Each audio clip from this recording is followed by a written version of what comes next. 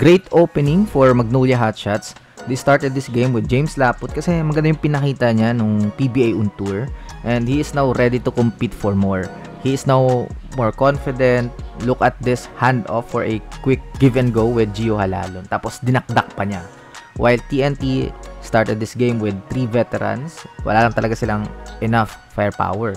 While yung veterano ng Magnolia came off the bench and parang mas naging magaling palalo. Baroka using this pick from Abu to create a shot for himself sa mid-range, and then another one of a pick again of Abu pulling up over Kelly Williams. This was a slow-paced game for TNT without their 2 scorers. Sa second period, Quincy Miller gives some life sa katropa. Nakuha niya yung groove niya from that offensive rebound and itong open 3-point shot. And then James Laput again, usually kapag pinasa sa kanya ng ganito, passive lang siya, i-kick out.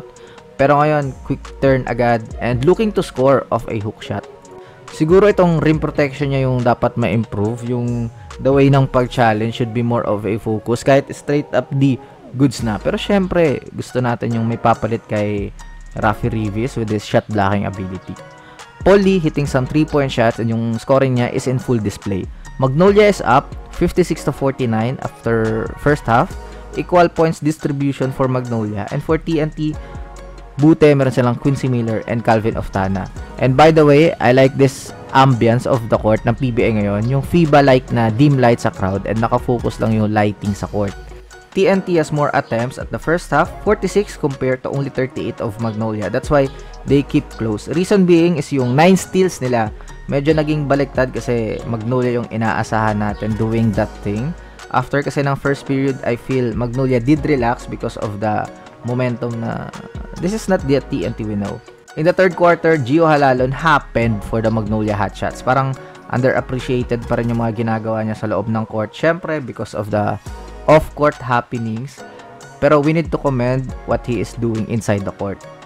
Gets the steal, then Paul Lee misses. He is there again for an offensive rebound and one. I also like the shot selection of Tyler Bay. He did not force anything kagabi. He is not also demanding the ball. May mga own creation syempre, which is given kapag import ka sa PBA. Pero mostly coming from a pass, kung saan natakal natin to sa kanyang preview, tsaka galing sa mga offensive boards. Ito, galing pa siya sa weak side. He is a good cutter, 2 points.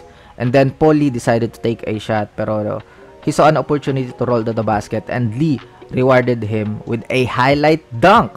So far, tama talaga yung mangyayari na he is the correct import for the Hotshots. Although, 1 game pa lang naman, pero okay na yun. That will play his role. Yung 31 points and 20 rebounds niya is tahimik pa yan. 110-102, a win for the Magnolia Hotshots.